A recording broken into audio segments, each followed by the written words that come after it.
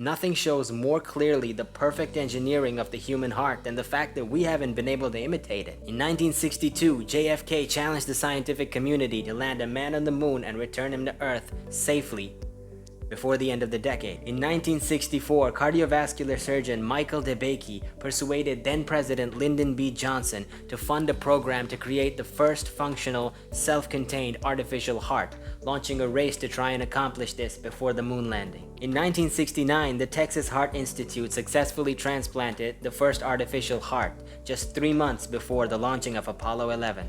While the moon landing led to the space shuttle, the Mars rover, and the International Space Station, a reliable off-the-shelf total artificial heart is still out of reach. The first design had an external compressor with a line going through the patient's skin.